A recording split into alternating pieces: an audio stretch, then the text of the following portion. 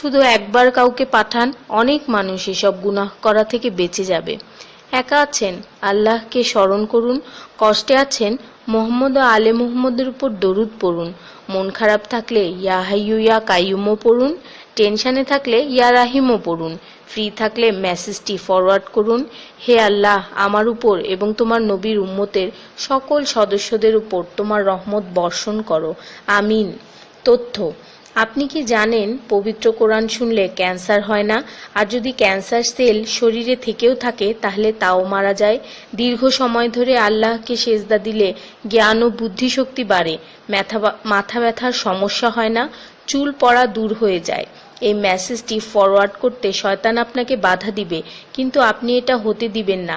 আর সব কন্ট্রাক্ট নাম্বারে সেন্ড করে দিন। কোরআন ও নবীর সুন্নত ও তার সম্মানিত সাহাবী এবং আহলে বাইতের অনুসরণ করুন। ক্যান্সার একটি ভয়ঙ্কর রোগ। অনেক মানুষ আছে যারা নিজেরাই এটাকে দাওয়াত দিয়ে নিয়ে আসে। ছোট অথচ সাধারণ কিছু পদক্ষেপ গ্রহণ করলেই এই রোগ থেকে বাঁচা যায়। বেশিরভাগ মানুষ খাবারের পরপরই পানি পান করে নেয়। খাবারের পর পানি পান করলে রক্তে বিদ্যমান ক্যান্সারের জীবাণু থেকে তৈরি হওয়া ক্যান্সার সেলগুলোকে অক্সিজেন সরবরাহ করে। নবী পাক সাল্লাল্লাহু বলেছেন, খাবারের আগে পানি পান করা শেফা। খাবারের পরপরই পানি পান করা কলেরা রোগের কারণ। তাই সর্বোত্তম হলো খাবার শেষ করার কিছুক্ষণ পর পানি পান করা। তিনি আরো বলেছেন, 1 চিমটি লবণ খেয়ে খাবার শুরু করো আর 1 চিমটি লবণ দিয়ে খাবার শেষ করো। এ কথাগুলো তাদেরকেও জানিয়ে দিন যারা আপনার কাছে জীবনের চেয়েও প্রিয়। যদি কোনো ব্যক্তি ঘুমানোর সময় 21 বার বিসমিল্লাহির রহমানির রহিম পড়ে, আল্লাহ তখন ফেরেশতাদেরকে হুকুম দেন এই ব্যক্তির প্রতিটি নিঃশ্বাসের বদলে নেকি লেখা হোক। আপনার মোবাইলে যত নাম্বার সেভ করা আছে তাদের সবাইকে এটা ফরওয়ার্ড করুন, আর তখন দেখবেন কত মানুষ আপনার কারণে বিসমিল্লাহ পড়ছে। শেফা আর শেফা।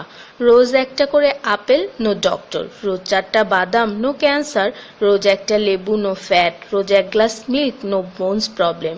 রোজ 12 গ্লাস পানি, নো স্কিন প্রবলেম। রোজ 4টা খেজুর, নো উইকনেস। রোজ 5 ওয়াক্ত নামাজ, নো টেনশন।